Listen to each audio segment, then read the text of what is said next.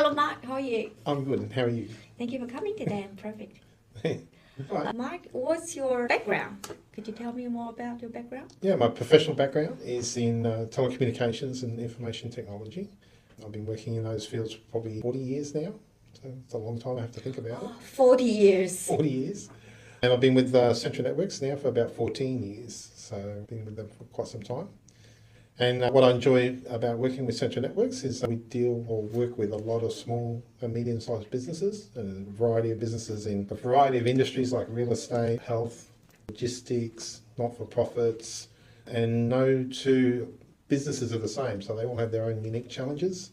But then they have a lot of common things that they need looking after, like their computers and their networks and their internet connections, and we're very good at managing those types of environments for them. So, to my understanding, people like us, a business owner, we're running a business, and sometimes it's more like driving a car or driving a boat. And there's always some blind points, blind spots. Yep. So, in your view, what kind of the IT blind points are for a small to medium business? A lot of small and medium businesses, the major blind spot is the internet connection. So a lot of the times they don't think about what type of internet connection they have or might need for their business to operate efficiently. So if you don't have the right internet connection that allows you to upload documents quickly, that can slow your business down, that can frustrate staff. And then some of the other blind spots is basically just managing the health of the network, of the computers, and how they all interconnect. And I liken it to an aquarium. So you set up the aquarium and you put your rocks and your plants in and you put the fish in and everything looks lovely and it's all working very well. But if you don't manage that and maintain it, clean the fish tank out, do water changes occasionally, test the water, make sure that it's perfect for the fish, it'll pretty quickly start going green and your fish will start dying. And the network, an IT network, is very much the same. So when it's initially set up, it's all working and everybody's humming along. But if it's not properly maintained, those interconnection points will start to slow down. There'll be frustration between the staff trying to work on trying to get their job done. And so you need somebody to be managing that and making sure it's optimized, it's working as efficiently as possible. Very true. You maintain them more regularly with people like you specialize on that. And again, using the fish tank analogy, you might want to add some new fish to your collection. Okay. And that takes planning, right? So what do you need to get a bigger fish tank? Do I need to get a different filtration system? Those are the sort of questions we sort of ask with IT. You're expanding your business or moving into a new area. What does that entail? What do you need to have access to? What tools do your staff need to have access to? And how do we set that up for you and make sure it's secure, that everybody can share information but not overshare it, if that makes sense. I see. With the new AI era, any change of your jobs or any reminders you want to send message to businesses like us? AI is a wonderful tool and it certainly can help productivity for all types of staff. It doesn't really matter too much what level of expertise you have. It can be a very intuitive tool. But I guess one of the downsides, like any tool, I suppose, it's a double-edged sword. And on one side, it can help you improve your business operations. But on the other side, it could lead to some information being leaked that you didn't want to be leaked. Or it could lead to some outside hackers having easier access to your network because they're using those AI tools to get into your network. So it's been some opportunities, but also some challenges. So I would say if any office are using more AI, they perhaps need more of you guys to come over to overlooking everything, make sure AI is secure. That's definitely, that is a growth area that we're seeing in our industry, is people wanting to adopt these new AI tools, but then making sure that their sensitive information is protected and that it doesn't get compromised. So that's one of the challenges that we're facing today. I like your answer. This is something happening to every business every day. Yes, that's right. So can you tell me a little bit about Square Real Estate and what makes you unique in your marketplace? Sure, I've been asked that a lot, and as you know, I'm the principal and I have the background of finance accounting.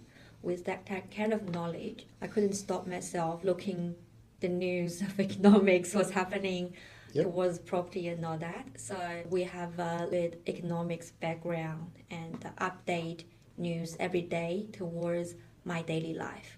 So when I'm going to the open home, sometimes I like to listen to the radio this morning and they say what's happening. And then sometimes the visitors coming in, they're reflecting same thing. It's a good experience. See, you're really in touch of the market, the buyers, the sellers every day. So we are more like, we book smart, also we are very practical. Yep. And we sometimes the data from, for example, CoreLogic, SQM research, they have the accurate data, most good data. However, it is always reflecting 3 months period. Mm-hmm. So by the time you got it, it's already telling you the history of what has happened. And of course, people are trying to predict what's happening. Yep. But our daily job could be reflecting more current market thing. What's actually happening on What's the ground. actually happening on the ground. That's something I feel very interesting. Yep. And I can reflect that to my landlord, my seller, my buyer. And I help a few first home buyer family who are a little bit struggling with the healthy stretch, help Yep. from family, and purchase a house land package using the government schemes. Yep. And help them to at least make some money or secure a place before everything went crazy. Yep. So we are client focused, we're result driven, we are on the ground. Yep. So that's how I describe. You've got a good feel our- for the market. I got some feelings we share. We base on the data, of Yep. course, and then add in a little bit experience. And I have a few good case actually. That's unique. When we selling a property, we successfully keep the tenants there. Yep. And the tenants paying rent, and the seller is not spending extreme expenditure to everything. Yep. So like while selling, they still have income. Yep. With the right buyer, we got a good result for the seller, high price also. Yep. So that's kind of And everybody wins, basically. win. Last time I mentioned in the group, it's seller win, buyer win. And the tenant Tenants wins. win and the maintenance people win. Yeah. I gain a job of, but it's complicated case. But it's if you do it with the heart of helping, what You're you the did. glue that makes it all stick together. Exactly. I know you're the same type of people. That's why we are in the networking group. Yeah.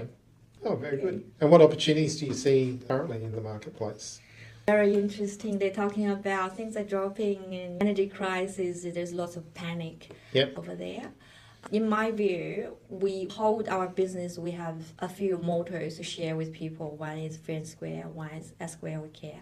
One very important one is long term. Mm-hmm. So when we're talking about long term, not only about the relationship between businesses and clients to business, also the long term investment, which is very important. Yep. We past 50 years property value in Australia. Most of the time we're increasing, and Yep. there's a few jobs which is 10% only during that year.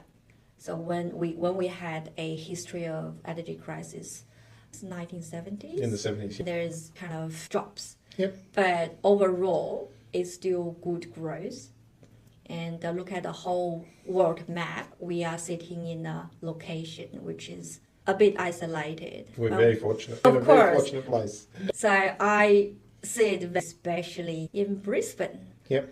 We are approaching 2032 Olympic, and then we will be famous in the world. Yep. And Southeast Queensland surrounding areas will be lifting up. So there's a little bit concerns here and there, but in the long run, I have a confidence in our property market in Yeah. Queensland. I couldn't agree more. That's cool. And not because we're living here, right? And there's data and everything proven to see that. We're in a To see what- very livable city, and it's still quite a young city that's got plenty of room to grow. I often say Brisbane property value in the past is a bit undervalued. It's not like people could say we increase it too much or something like that.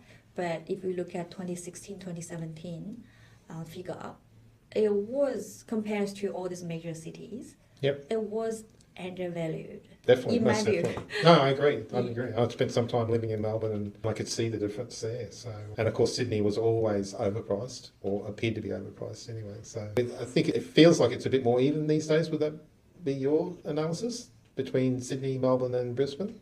They're more on par. If you I think see Sydney's still more expensive, isn't it? It always will be, I the suppose. graphs, Brisbane would copy Sydney, but some years behind. The shape, Very similar. yeah. Yeah. So it's good to see It is. things like that happening.